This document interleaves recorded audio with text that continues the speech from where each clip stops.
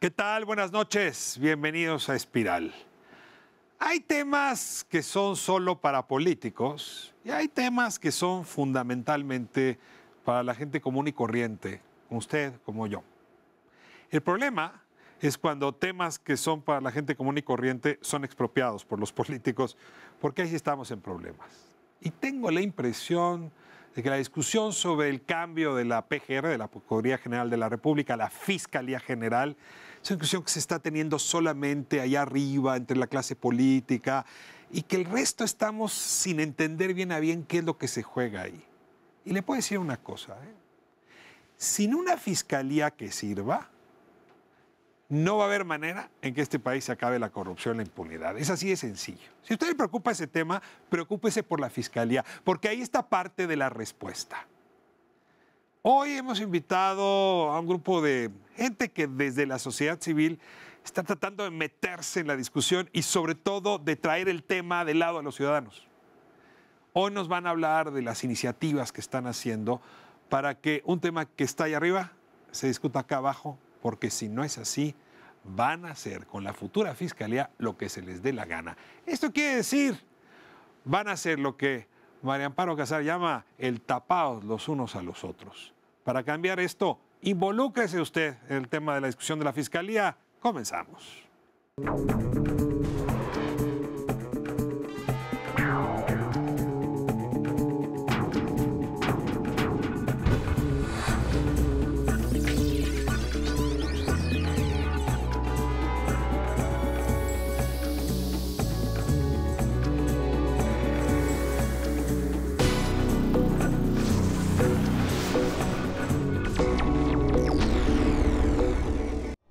Violaciones graves de derechos humanos, corrupción rampante, crimen organizado, una lacerante impunidad.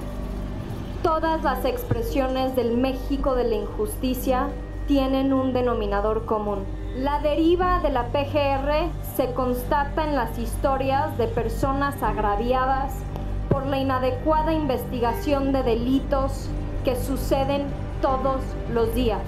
Por ello, integrantes de dos colectivos de la sociedad civil, Vamos por Más y Fiscalía que Sirva, hemos acercado posturas para construir una propuesta cívica para reemplazar a la PGR por una fiscalía sensible a los derechos de las víctimas, técnicamente sólida, con mejores herramientas para investigar y perseguir el delito y con controles más efectivos para no seguir funcionando por consigna política, corrupción, incompetencia o mera simulación. Por eso es el momento de construir las instituciones que necesitamos para acabar con la impunidad. Desde la diversidad que aquí se ilustra, una voz común emerge. Urge, es posible y vamos a transformar a la PGR en una Fiscalía General que sirva al interés público y a nuestra sociedad en su conjunto. Lo decía en la introducción, ¿hay otro tema interno más importante que la construcción del Estado de Derecho en México? Es probable que no.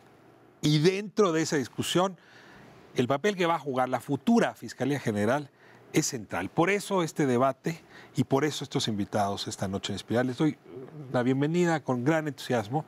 Después de ver esto que hicieron la semana pasada, que fue elaborar una iniciativa para provocar a los legisladores a que ya resuelvan el tema de la futura Fiscalía. Antes de entrar en materia, que esto va a agarrar calor rápido, como esta edición aquí en Espiral, les doy la palabra para que se presenten quiénes son, qué hacen y por qué están aquí. Aide, me da muchísimo gusto tenerte aquí de nuevo en esta mesa. Muchas gracias, Ricardo. Soy Aide Pérez, directora ejecutiva de Fundar, un centro de análisis e investigación y de promoción y defensa de derechos humanos. Bienvenida, Juan Pardinas, tenías rato de no venir, pero has venido mucho. Tenía rato de no invitarme, pero vengo con mucho gusto. Productor, espero que haya escuchado bien el reclamo. Vamos a corregirlo. Juan, bienvenido. Juan Pardinas, director general del IMCO. Un gusto estar aquí y orgulloso colega de mis colegas. Eduardo, bienvenido. Eduardo Borges, director de Transparencia Mexicana. Y yo creo que el día de hoy, como parte de una coalición muy amplia que se llama Vamos por Más y que ha sumado esfuerzos con otra coalición muy amplia que está también muy bien representada aquí, que es Fiscalía que Sirva, lo que dio lugar al mote de la semana pasada, Vamos por una Fiscalía que Sirva, y me siento pues muy, muy contento de ser parte de ese esfuerzo. Muchas gracias por estar aquí, Eduardo. Ana Lorena. Muchísimas gracias por la invitación. Ana Lorena Delgadillo, directora de la Fundación para la Justicia y el Estado Democrático de Derecho, también parte de esta coalición de la que Eduardo nos habla, integrante del colectivo Fiscalía que Sirva. A ver, lo presumo y lo dije en la introducción, lo repetí ahora que los presento a ustedes, pero yo sí quisiera que le dijeran al auditorio por qué importa la Fiscalía General. ¿Por qué dedicarle tantas horas a hacer una iniciativa? ¿Por qué el tema del paso de la Procuraduría a la Fiscalía sería de alguna manera relevante para este país? Ricardo, yo creo que tu auditorio seguramente estará de acuerdo con el diagnóstico que nos hizo avanzar este esfuerzo. Hay una crisis de corrupción y de impunidad en México muy fuerte y muy lacerante. Creo que la mayor parte de la población nos enfrentamos de alguna manera y de forma cotidiana con una impartición de justicia politizada. No necesariamente los procesos como deben darse, sino una justicia que de alguna manera premia a los amigos del poder y castiga a los enemigos del poder. Eso en la escala, digamos, más alta, pero en la vida cotidiana también es muy difícil tener acceso a la justicia, que se castiguen los delitos, que se persigan, que lleguen a una conclusión, digamos, favorable. Entonces, entendiendo eso y viendo ese diagnóstico con mucha preocupación, lo que hicimos desde la sociedad civil es dejar de lado las cosas que de alguna manera nos pueden dividir o en las que no necesariamente estamos de acuerdo, el sector empresarial, las organizaciones de derechos humanos, la academia, dejar de lado esas diferencias y sumarnos para presentar un proyecto que nos une por la preocupación que tenemos en ese sentido. Antes de que hablemos de esta coalición, Vamos por Más, Fiscalía que Sirva o como sea. Y luego las dos. ¿Por qué la Fiscalía sería la solución a la impunidad o a la corrupción? Es decir, ¿por qué esa sería la llave que abriría la puerta para un México más civilizado en términos legales? Porque la PGR es el epicentro de la impunidad. O sea, no podemos decir que esto sea la solución al problema estructural de que ocurren crímenes y conductas delictivas sin castigo en nuestro país, pero sí la infraestructura que tiene el Estado mexicano para combatir estas conductas está tan frágil que es totalmente disfuncional. Y eso lo vemos pues, tanto en los números de delincuencia como en las conductas de corrupción. ¿Ustedes dirían que es un país corrupto México porque tiene una mala procuración de justicia? Yo creo que sí hay una relación de causa-consecuencia. O sea, si reduces la impunidad, reducirías los niveles de corrupción. Hay quien dice, hay que hacer campañas educativas contra la corrupción. Yo creo que la mejor pedagogía contra la corrupción va a ser una secuencia de sentencias sobre estas bandas de crimen organizado lideradas por gobernadores estatales, y si eso llega a suceder, se respeta el debido proceso, la presunción de inocencia, pero se llevan estos casos a la justicia, no solo a los gobernadores, sino a su red de acompañamiento y de lavado de dinero. Yo creo que es una pedagogía y una señal de que el país iría en la dirección correcta. Pero les pregunto a los demás, ¿hay algo de novedad en lo que se está diciendo con respecto a lo que se había dicho en el pasado? Si el crimen en México, para resolverlo bien, el ejército, por ejemplo. Otros dicen la Comisión Nacional de Derechos Humanos. En la época de Calderón, mucho más policías. Incluso ahora más gendarmería. Es decir, esas han parecido como las medicinas. Va uno al doctor y dice, pues más gendarmería, más ejército. Y ahora ustedes dicen que no, que el tema es mejor procuración de justicia. ¿Cómo sé que lo que me están diciendo es la verdadera medicina? ¿Cómo sé que su diagnóstico es mejor que el que hacía Genaro García Luna, por ejemplo? Yo creo que efectivamente no es una sola medida la que necesita el país para combatir la corrupción, como bien lo dice Juan. O sea, necesitamos también leyes que funcionen, leyes que estén bien hechas. Necesitamos un poder judicial fuerte que sea un contrapeso para los actos del Ejecutivo, para los actos de las Procuradurías. Pero lo que sí es diferente con esta propuesta es que lo que estamos pidiendo es que sea una fiscalía autónoma, que es algo que no tenemos en México. Como tú sabes, en el 2014 se hace esta reforma en la Constitución donde se le da autonomía a las procuradurías. Es decir, ya no dependen del Ejecutivo o ya no deberían de depender del Ejecutivo. Se constituyen como si fueran un poder aparte, independiente, que no van a tener ninguna influencia. Y esto tiene consecuencias no solamente para el tema anticorrupción, tiene consecuencias para casos, por ejemplo, de graves violaciones a derechos humanos, porque lo que hemos visto como una constante en nuestro país es que cuando desde el poder se cometen actos de corrupción o se violan derechos humanos, no se investigan. Ana, perdón que te traiga el escepticismo del periodista, pero la autonomía es una medicina pasada de moda, ¿no? O sea, a ver, el IFE, el INE es autónomo y no tenemos mejores elecciones, ¿no? Entonces, no estoy tan seguro. El INEGI es un órgano autónomo y mira que está muy discutido, ahora está haciendo bien su papel. No puedo fácilmente asumir corrupción, Procuraduría Autónoma igual la solución. Hay algo ahí que me está faltando en la discusión. ¿Por qué la autonomía es tan importante? La autonomía y la independencia. Déjame... Vale, escogimos con mucho cuidado los adjetivos para referirnos a la nueva fiscalía. Vamos un pasito atrás. Cuando estábamos discutiendo el año pasado el Sistema Nacional Anticorrupción, lo primero y lo más difícil de llevar a la opinión pública fue la idea de sistema, porque estábamos muy acostumbrados al foxismo de los SARes, ¿no? Que nombras un SAR para un problema y se resuelve. Y si ves la construcción del país los últimos 40 años, para cada problema hemos creado una institución. 2015 y 2016 es la primera vez en la historia del país en que empezamos a hablar con mayor libertad de los sistemas que teníamos que construir. Déjame detenerme un segundo. Yo no creo en los SARes anticorrupción, ¿no? No han funcionado en ningún lado, ni siquiera en la Rusia zarista funcionaron los SARes. Lo que funciona es tener controles internos, controles externos, balances de poder entre los distintos actores, que nadie tenga el monopolio de cierto tipo de investigaciones, por ejemplo, las que tienen que ver con corrupción administrativa. Y lo que planteamos el año pasado era un sistema. Fuimos muy cuidadosos de no referirnos al tema de la Fiscalía General el año pasado, porque había una discusión abierta en el Congreso sobre el alcance que iba a tener la pieza del fiscal general. Pero si tú ves el fiscal general, embona dentro de un sistema más grande, que tiene que ver, por un lado, con procuración de justicia y por otro lado, con anticorrupción y por otro lado, con la protección de los derechos humanos. Si tuviera que decirte qué creo que estamos discutiendo en este momento, es una de las piezas que no avanzó en la conversación pública, que se quedó rezagada respecto a otros sistemas que se están avanzando y que necesita una discusión amplia, con arraigo social, Ricardo, porque si esto no se discute de forma abierta con la sociedad, nazca lo que nazca, va a terminar siendo una pieza muy alejada de las personas, ¿no? El fiscal es el jefe de los ministerios públicos, ¿no? Eso es. El Ministerio Público es el que acusa. Si la acusación se hace mal, ¿Se caen los entonces casos? el juez perdona o el juez no sentencia bien. Entonces sí necesitamos corregir esa pieza para que la acusación se haga bien. Sólida. Decía hace un momento, Aide, muchas veces esa acusación está sesgada políticamente. Es así, ¿no? Es decir, el gobernador le echa el grito, a este no le pegues, a este sí pégale, le da instrucciones, y eso ha dañado. Hasta ahí lo sigo bien, pero quiero regresar al tema de la autonomía. Fiscal autónomo lo hubo ya en Veracruz.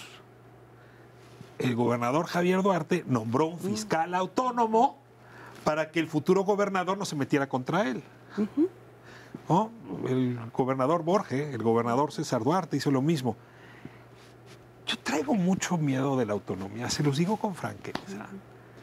Darle autonomía al Ministerio Público para que no le pegue a los del gobierno saliente parece horrible. Y vamos para allá volando. Autonomía frente al gobierno entrante. Se los pongo más duro. No sé quién va a ser el próximo presidente de México, pero si fuera Andrés Manuel López Obrador o Ricardo Anaya, se van a sentir muy incómodos con un fiscal autónomo, pero que haya sido nombrado por el gobierno de Peña Nieto. ¿Cómo resolver este problema? Bueno, primero, o sea, no me parece válido un referente de Veracruz o de Quintana Roo como un diseño... Son autónomos, ¿no? Bueno, pueden ser autónomos en el membrete. No conozco al detalle ninguna de las dos leyes, pero puedo intuir que ese diseño estaba hecho para garantizar la impunidad de los gobernadores salientes, no para garantizar la autonomía y la independencia que se refiere Eduardo. Para un poco refrescarnos el contexto y estas dudas sobre la viabilidad de la autonomía, en nuestro INE actual tiene muchos problemas. Imagínate que el presidente del INE, que estuviéramos a 11 meses de la elección presidencial, y la autoridad máxima en el INE fuera Miguel Osorio Chong. Yo creo que estaríamos en muchísimos... Así era México en los años 90, antes de la reforma 96. ¿no? Exactamente. Entonces yo creo que, o sea, la autonomía probablemente no nos ha traído todos los frutos que prometía, no es el cuerno de la abundancia, pero sí se han construido cosas en función de la autonomía. Y creo que lo que ahora se puede lograr es la base de que la PGR no se vuelva una institución que administre castigos y administre perdones en función de los intereses políticos del presidente en turno, es el primer paso para construir esa institución en que se forjen los ministerios públicos con capacidad de investigar delitos de cualquier índole que le corresponda de acuerdo a la ley. Yo agregaría, como dijimos la semana pasada en el comunicado, creo que esto lo ilustra muy bien, los diagnósticos hablan no solamente de la politización de la impartición de justicia y de la captura de la Procuraduría, sino también de una institución que por dentro está verdaderamente fracturada y desmantelada. Referíamos este dicho de Murillo Karam en 2014 que decía, recibo una institución desmantelada.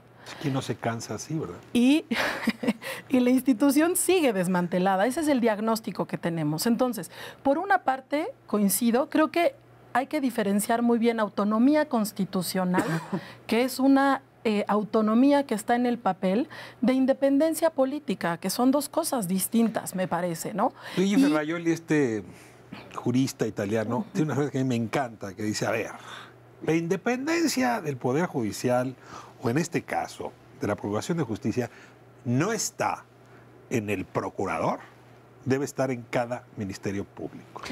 Déjame preguntar, ¿cómo logras que cada ministerio público, o cada fiscal en su caso, los fiscales especiales, tengan autonomía frente al conjunto de presiones políticas? Sí, para darle la palabra, yo creo que habría que empezar por la cabeza. Empecemos por la cabeza, una figura independiente, capaz, que tenga un cargo con legitimidad y confianza ciudadana de origen, por una parte, y por otra parte, una institución que pueda ser funcional. Es que por eso decía, es la cabeza y el cuerpo, déjenme utilizar este ejemplo. Se necesita una cabeza fuerte, independiente, capaz, que no es lo mismo que autónoma, pero también lo que estamos planteando en la propuesta es reformar, transformar la institución. No se trata de cambiarle de nombre, que de PGR se llame ahora Fiscalía General y dejemos todo. No, es un proceso de reingeniería institucional por una nueva instancia que dé mejores resultados. Sí, yo creo que tú has dado en el clavo. Hemos tenido autonomías de papel, autonomías simuladas, ¿no? Lo que hemos visto en varios estados de la República es que se están presentando autonomías como si realmente lo fueran, pero que no cumplen con los estándares básicos. Incluso, por ejemplo, en el 2014, que pasó la reforma, la Cámara de Diputados hizo una ley a partir de esa autonomía, la ley orgánica. Si tú la lees, es tanto como cambiarle el color a la PGR, cambiarle las letras y decir, aquí está la autonomía. ¿Por qué no podemos considerar que son instituciones autónomas? Pues porque algunas de las cosas principales o los errores principales que hemos visto en las autonomías se siguen repitiendo. Por ejemplo, no hay una libertad o no hay unas reglas específicas para el nombramiento de la persona que está a cargo. Siguen nombrándose por dedazo, por ejemplo, ¿no? La otra cosa es que no hay un perfeccionamiento del perfil de la persona. Tanto perfil como procedimiento de selección son elementos básicos de autonomía. Y la otra cosa es que la autonomía viene acompañada de, como lo decía bien Eduardo, de pesos y contrapesos al interior de la institución. Un servicio civil de carrera te habla de autonomía. Mecanismos de control interno te hablan de autonomía. Rendición de cuentas ante el Senado te habla de autonomía. Un plan de persecución penal donde puedas medir qué está haciendo y qué no está haciendo, te habla de autonomía. Ahora, ¿qué es lo que sucede? Cuando tú hablas de cuál es el papel que tiene que tener el Ministerio Público, digamos, al interior de la institución, uno esperaría que realmente lo que opere con independencia, es decir, que no siga la orden del superior jerárquico para decidir si el caso lo lleva o no ante el juez. Ahí tiene que tener una libertad de acción, porque eso es lo que establece la Constitución. La Constitución dice, tú eres el encargado de la investigación y tú tienes que llevar este caso ante el juez si tienes elementos. ¿Qué es lo que ha estado pasando? En nuestros países, o en México sobre todo, bueno, lo que vemos es que la orden viene de arriba muchas veces, sobre todo en casos políticos, viene del Ejecutivo, este caso no pasa, no puedes mandar llamar a militares para que los cites a declarar, no puedes llamar a estos testigos o te pervierten la ciencia para armar las investigaciones y en ese sentido no actúan de manera independiente, ¿no? Déjame irme a cortar. Nada más diría yo, creo que la pregunta es autonomía frente a quién. Yo sí me quedo con esa pregunta. Sí. ¿No? Porque sí. Yo puedo ser muy autónomo de Juan, pero muy dependiente de Aide, y yo creo que ahí hay una de las preguntas esenciales y que yo insisto me dejan inquieto, pero ahora abordo con otra de las preocupaciones que a manera comparada nos permiten ilustrar mejor el asunto. Vamos a corte y regresamos.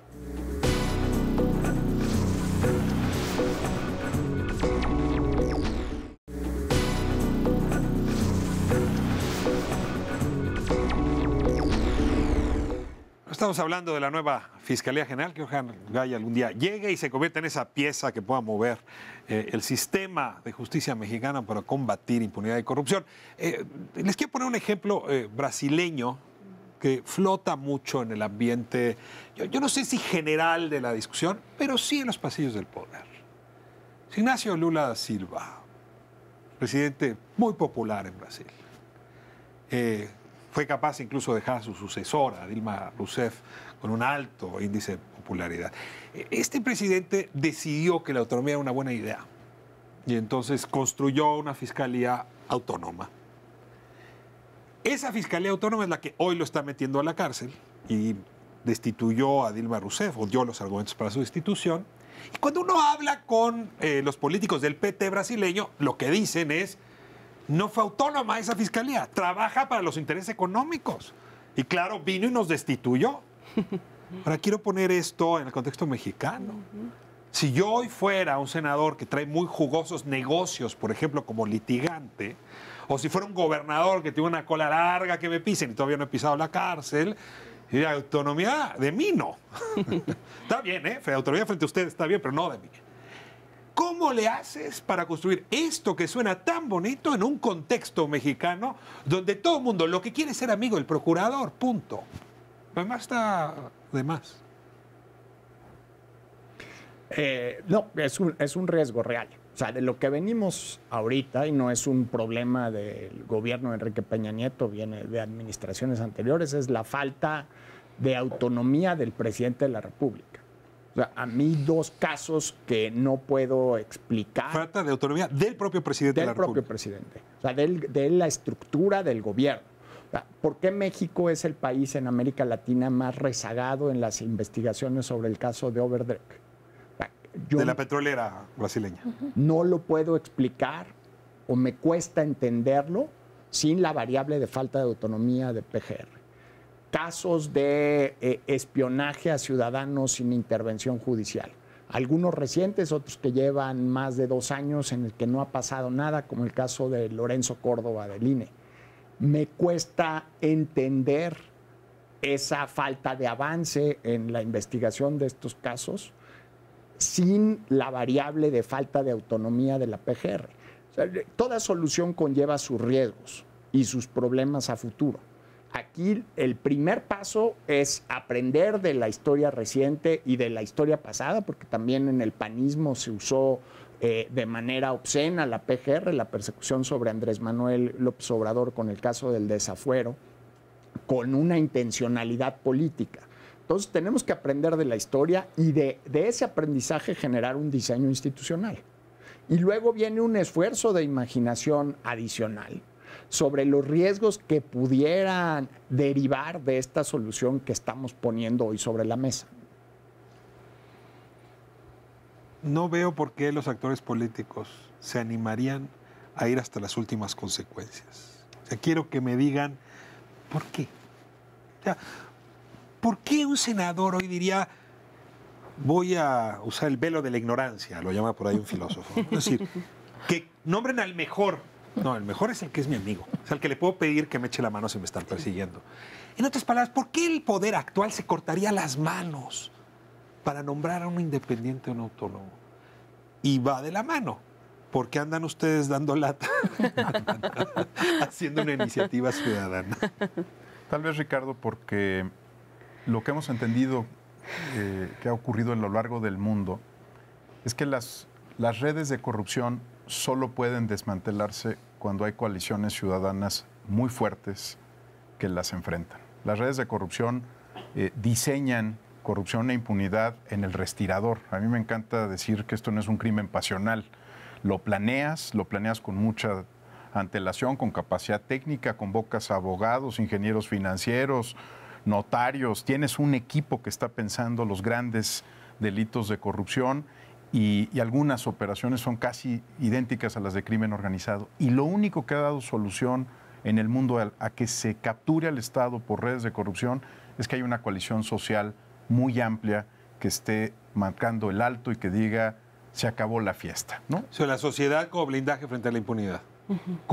Cuando menos como catalizador del cambio. Mira, de no haber habido 634,000 firmas respaldando una iniciativa ciudadana el año pasado, o una coalición muy amplia de intereses, incluso entre ellos no siempre concordantes, y si quieres me le dedico un segundo a esto, de no haber habido una coalición hubiera sido imposible sacar un sistema nacional anticorrupción. Yo sé que puede estar lleno de imperfecciones, de asuntos que tendremos que resolver, de corregir, pero para decirlo de manera muy, muy coloquial, nadie se pone a dieta por gusto, Ricardo, ¿no? Digamos, si tú has vivido en el status quo con la libertad y la impunidad que muchos de los gobernadores que describía Juan han vivido, que muchos de los gobernadores que han violado derechos humanos, garantías básicas, lo han hecho, pues no, por gusto no se van a mover. Se van a mover porque esta mesa es así de plural. La sociedad es capaz diferente de colocarse por encima de estos intereses políticos que quieren seguir controlando la Procuración de Justicia en México. Lo está intentando. ¿Hay forma de que una sociedad agregada, no nada más ustedes, todos los que estamos preocupados por la impunidad y la corrupción,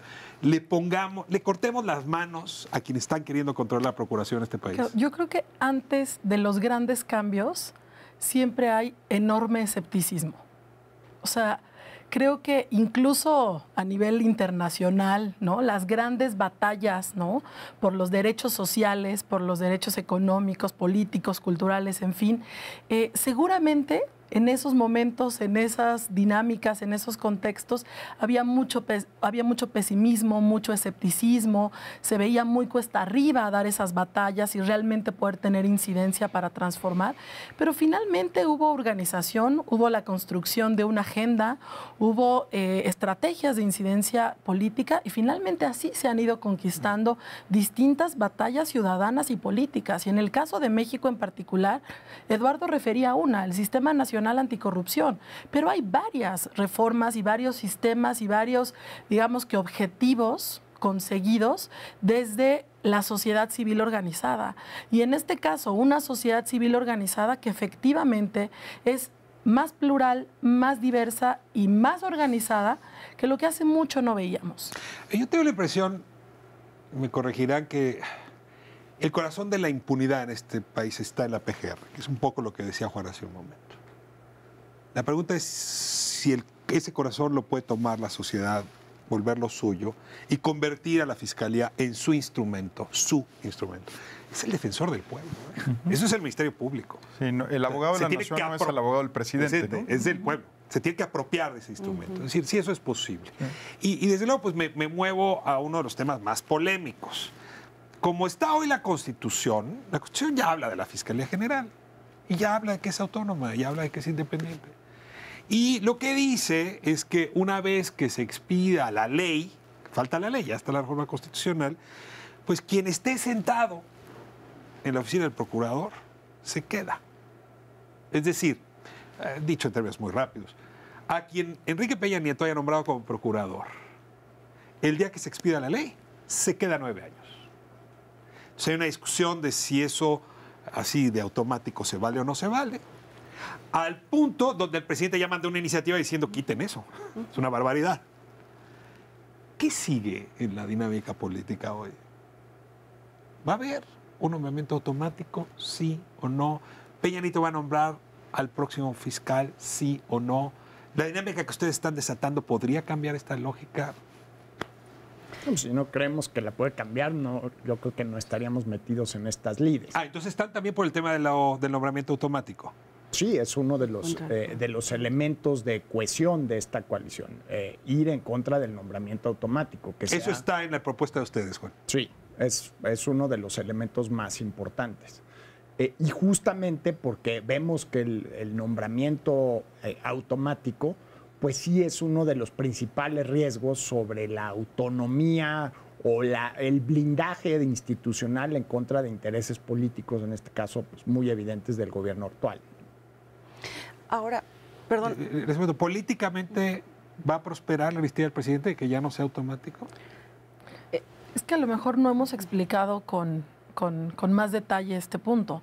Justamente en este caso en particular, lo que nosotros decimos es, se requiere un proceso de designación que pueda garantizar esta independencia, esta autonomía, estas capacidades en quien vaya a ser el titular de la Fiscalía General. O sea, debe ser independiente incluso del presidente actual. Por supuesto. Y más allá, digamos, del debate que está hoy día, ¿no? Muy fuerte, digamos, entre los partidos políticos, en la prensa. Hay que decir que nosotros esto lo venimos trabajando desde hace mucho tiempo.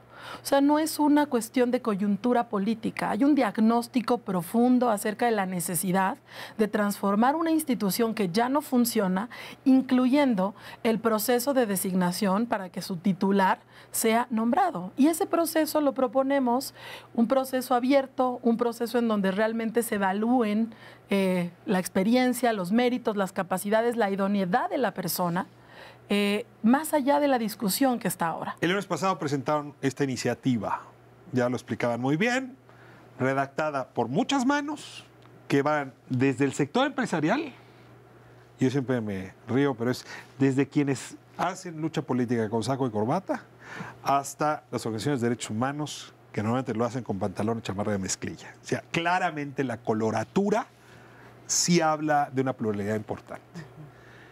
En la propuesta que ustedes hacen, lo que dicen, si no me equivoco, es que habría que nombrar el Senado a una suerte de grupo de notables, gente muy destacada del país, que exploren perfiles y le propongan al Senado nombres. Luego el Senado tomaría 6 nombres y, si no me equivoco, le entregaría al presidente para que él decidiera. ¿Por qué este mecanismo sería mejor que el que está previsto actualmente en la Constitución?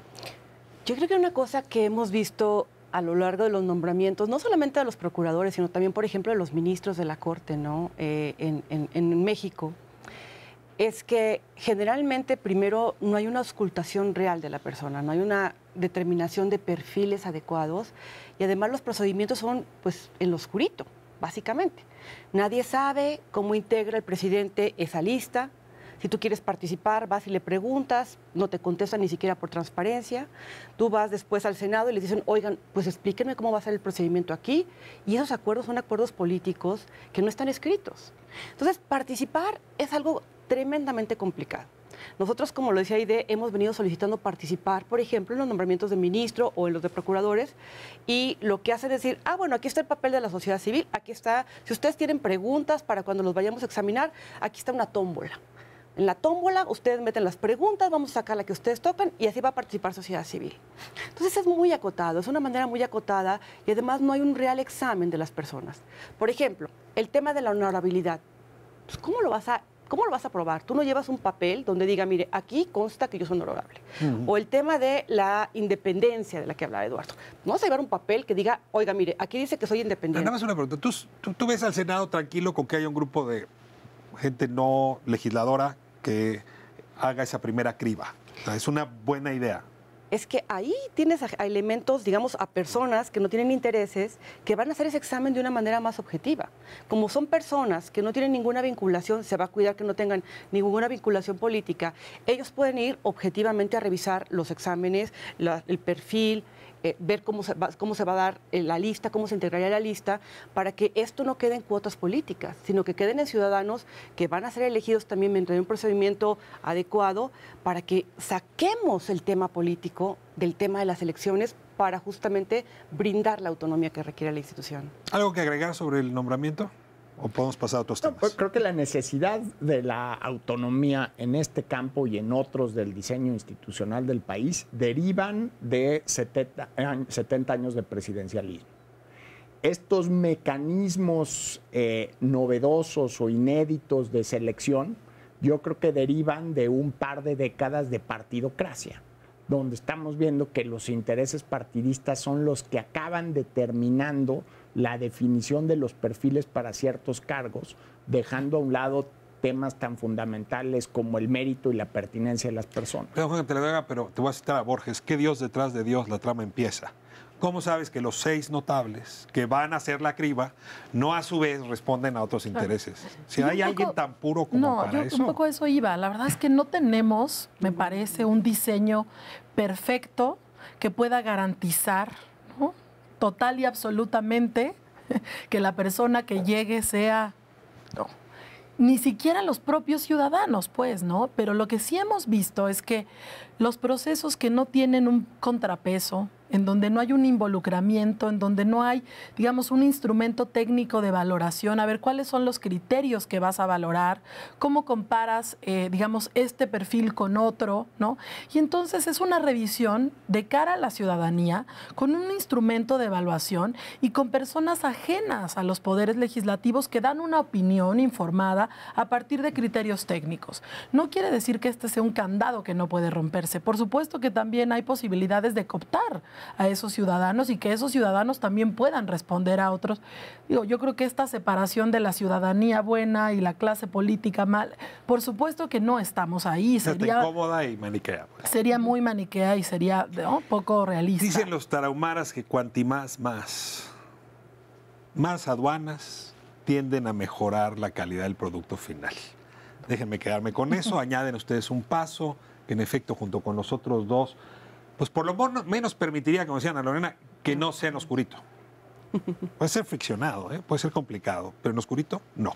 Vamos a corte y regresando, hay estos elementos de esta iniciativa, más allá del nombramiento del fiscal, son de lo más interesantes, de lo más novedosos y que sí se le agradece a la organización social en sus distintas expresiones que nos pongan esta provocación y sobre todo que se la hayan puesto al Senado, a ver si ya se ponen a trabajar. Vamos a corte y regresamos.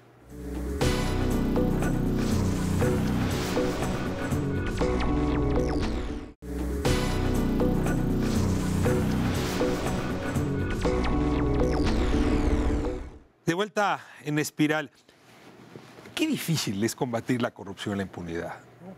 Porque todo se resolvería con que nos salieran alas y todos fuéramos unos ángeles. Pero dado que esa solución no existe, pues ni modo con lo que contamos, ¿no? Uno cuenta con cuchillo y tenedor para comer, pues uno cuenta con la Procuraduría y los jueces y la investigación policial para resolver la impunidad. Es más o menos así. Si está corrupto el tenedor o el cuchillo, la comida se va a echar a perder, seguro. Desde esta perspectiva entiendo muy bien lo que decía Eduardo hace un momento. En realidad se trata como de un rompecabezas, con muchas piezas, cada una debe estar bien cuidada, bien troquelada, para que luego embone su sistema. Ahora, esto es como las matrushkas, hay sistema dentro del sistema. Ya hablamos de lo que hay alrededor de la Procuraduría, ahora quiero hablar de lo que hay adentro. Si no hay adentro pesos y contrapesos, lo que vamos a acabar nombrando es un zar. Exacto. Que hará con la justicia lo que le venga en gana. Y si resulta que es Luzbel el que se sienta en ese lugar, como diría García Márquez, que nos agarren confesados.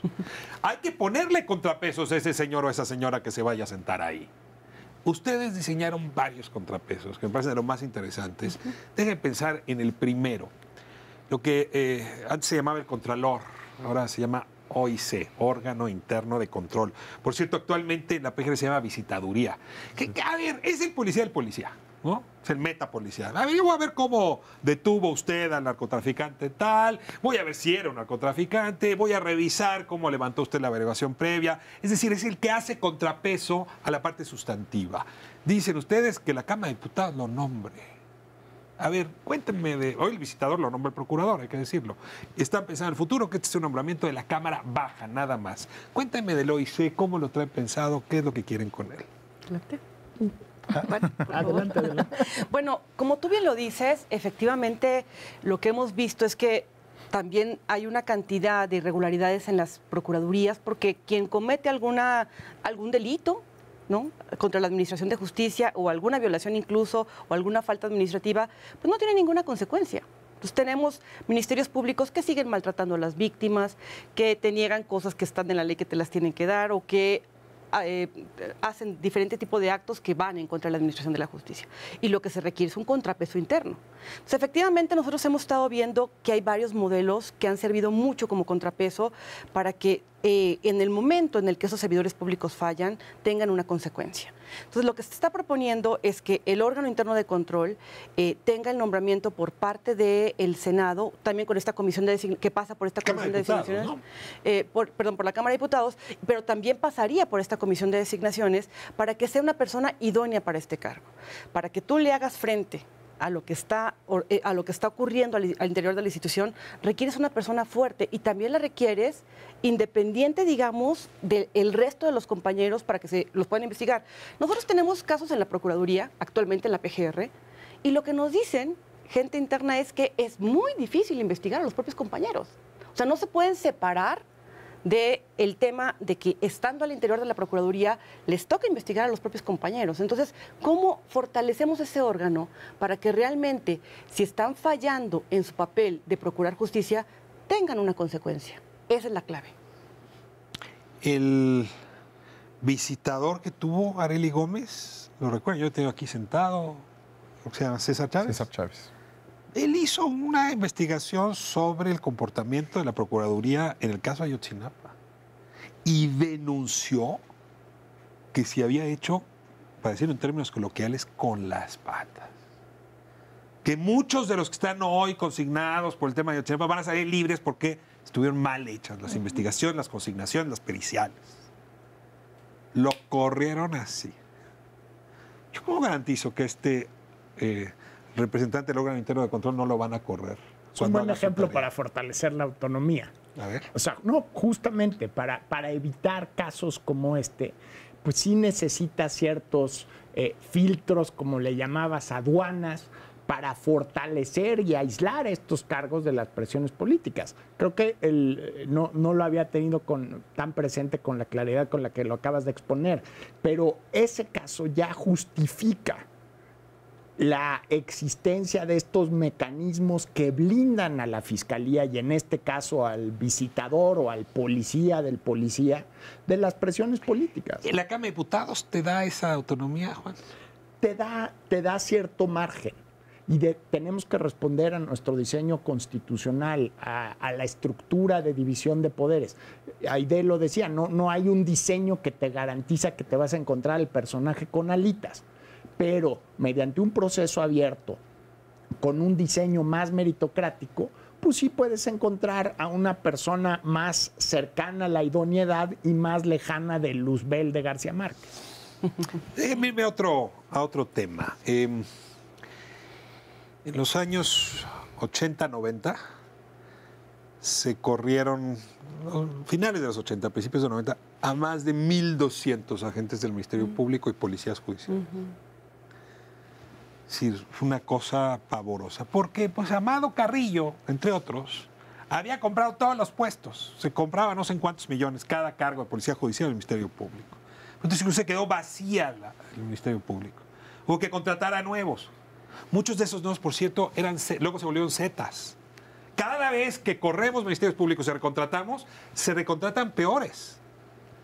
No ha ha habido posibilidad de hacer un reclutamiento meritocrático de la pieza central de la Procuraduría. No hay una el Ministerio institución Público. meritocrática. No hay carrera para el Ministerio Público. No existe. Ustedes están proponiendo crear un consejo que se encargue justamente de regular la vida de esa carrera. A ver, ayúdenme a ver si... es muy vieja la historia, ¿eh? ¿Cómo le hacemos para profesionalizar el Ministerio Público a través de la carrera y con qué mecanismos? Mira, déjame ponerme cinematográfico porque creo que la cultura de Netflix ha invadido a nuestras sociedades. No, nosotros invadimos a Netflix. Seguramente. Mira, cuando tú ves una serie de policías en los Estados Unidos y ves el castigo más ejemplar que le pueden dar a un policía en Nueva York, ya sabes, el setting de siempre, es que le quiten la pensión. O sea, cuando lo amenaza el jefe, le dice, usted se va a retirar sin pensión.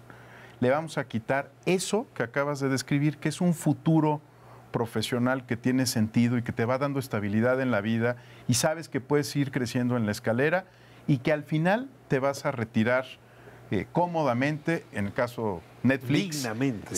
te vas a vivir a Miami, ¿no? Al sur, a tomar el solecito. Eso no se lo hemos dado a ningún policía con seguridad en el país, ¿no? Mucho menos a los ministeriales. Lo que les estamos diciendo todo el tiempo es que cuando llegue un nuevo procurador va a traer a sus MPs, va a echar a algunos por razones políticas, otros porque están comprometidos con el crimen organizado y que tú no puedes hacer carrera. Se parece en muchos sentidos a la incertidumbre que tienen muchos otros servidores públicos. Por supuesto que hay muchas razones para el año de Hidalgo y el de Carranza y todas estas. Lo que está proponiendo es que el nuevo fiscal ya no puede decir quién avanza en la carrera, quién retrocede, quién se va y quién se queda. Le vas a quitar ese poder al fiscal. Le vas a dar un cuerpo profesional con el que puede trabajar.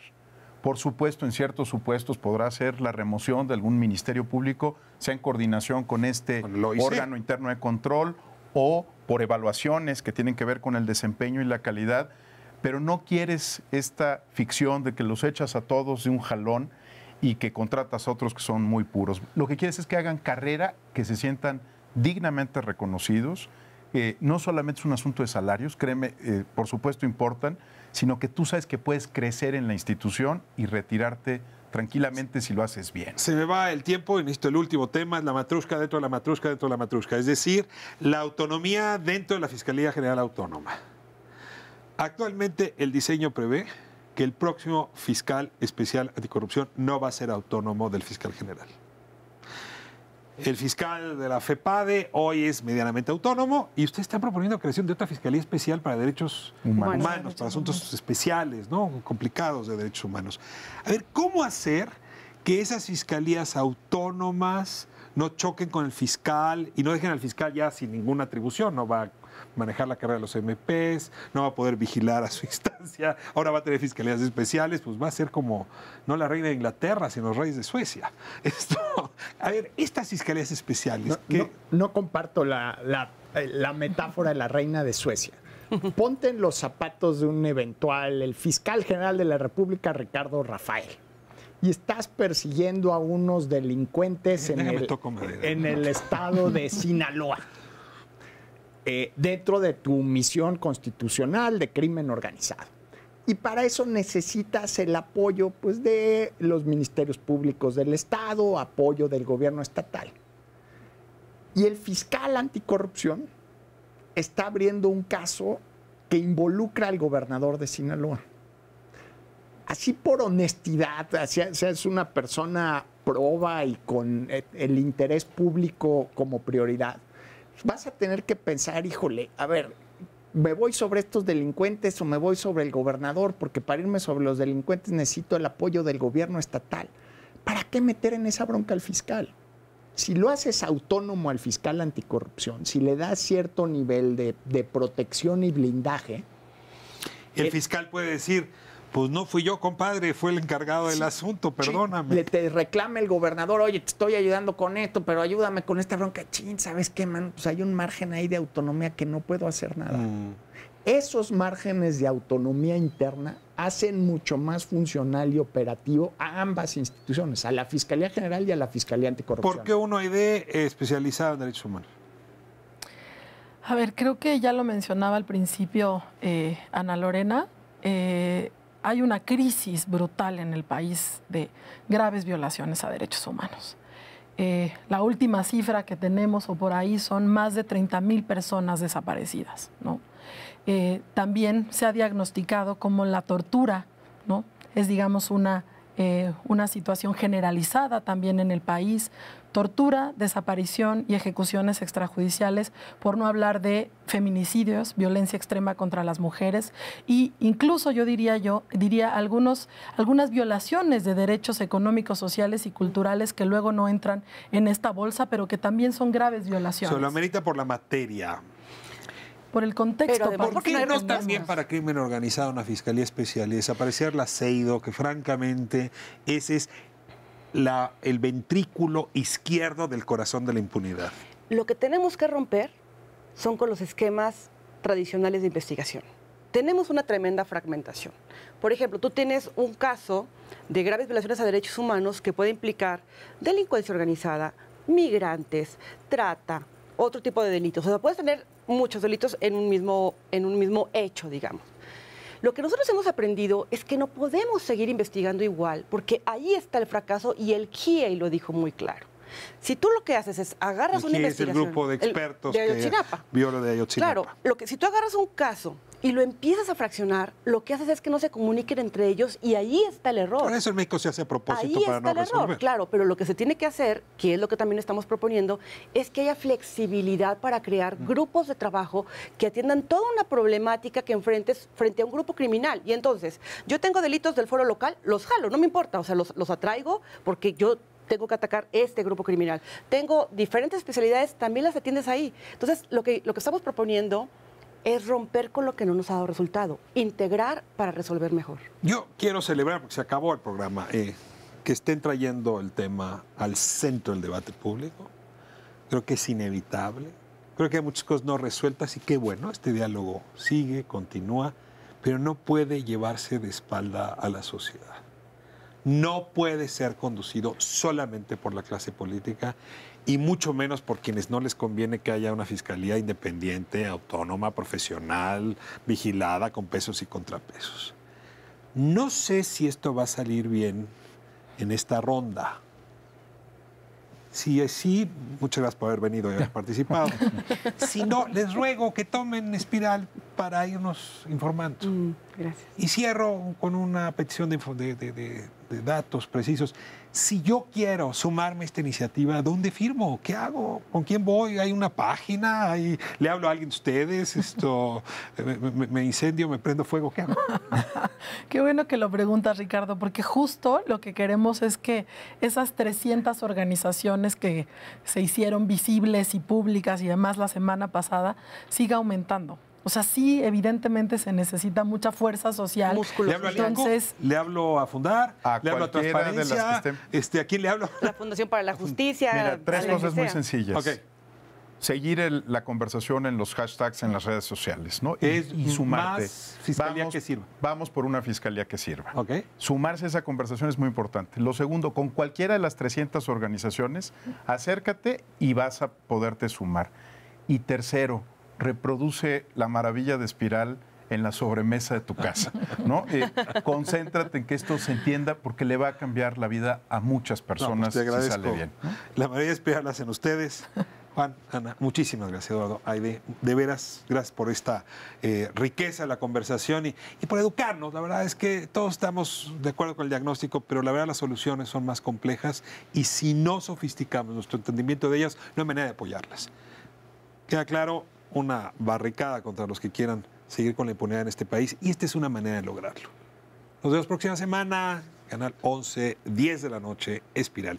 Muchas gracias por habernos permitido entrar a su sobremesa.